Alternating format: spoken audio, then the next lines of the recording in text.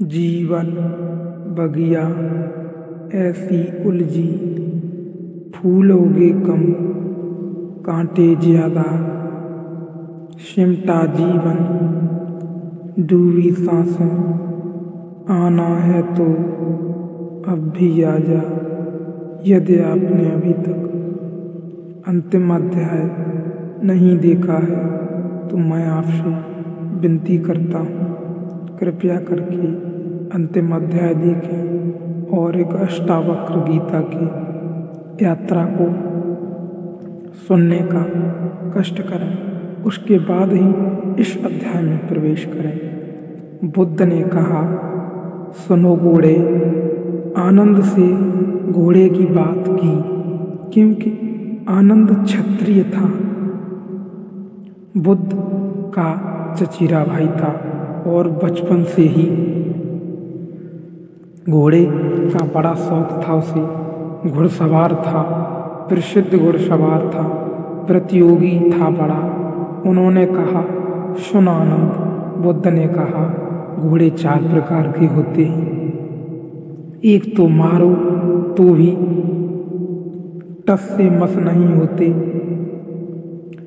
रद्दी से रद्दी घोड़े जितना मारो उतना ही हठ योगी हो जाते हैं, बिल्कुल हठ बांध कर खड़े हो जाते हैं। तुम मारो तो वो जिद बना लेते हैं कि देख कौन जीतता है। फिर दूसरे तरह के घोड़े होते हैं, मारो तो चलते हैं, न मारो तो नहीं चलते। कम से कम पहले से बेहतर। फिर तीसरे तरह के घोड़े होते हैं, कोड़ा फटकारते।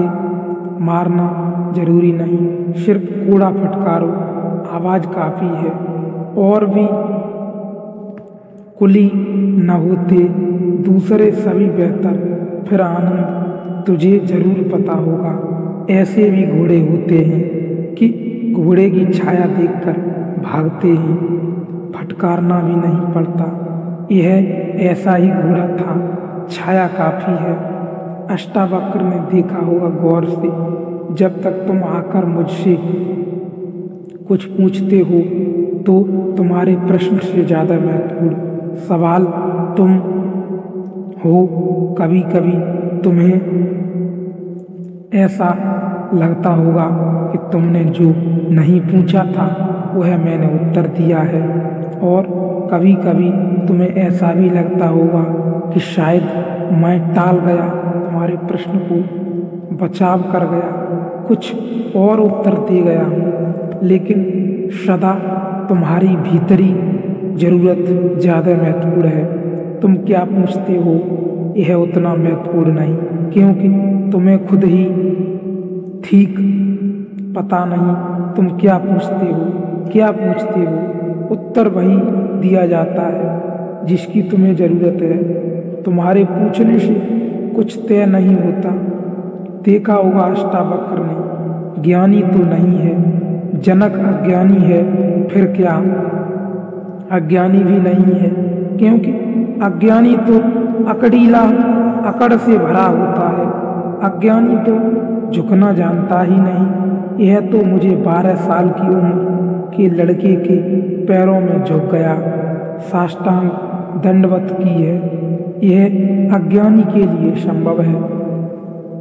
अज्ञानी तो समझता है कि मैं जानता हूँ ही, मुझे कौन समझाएगा।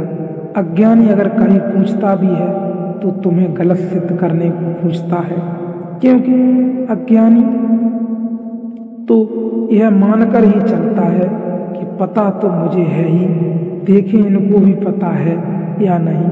अज्ञानी परीक्षा के लिए पूछता है, नहीं इसकी आंखें जनक की तो बड़ी निर्मल हैं। मुझ 12 साल के अनजान अपरिचित लड़के को सम्राट होते हुए भी इसने कहा, एतत्मम ब्रूहि प्रभु, हे प्रभु मुझे समझा कर कहें। नहीं, यह विनयशील है, अज्ञानी तो नहीं है। मूढ़ है क्या फिर? मूढ़ तो पूछते ही नहीं। मूढ़ों को तो पता ही नहीं कि जीवन में कोई समस्या है। मूढ़ और बुद्ध पुरुषों में एक समानता है,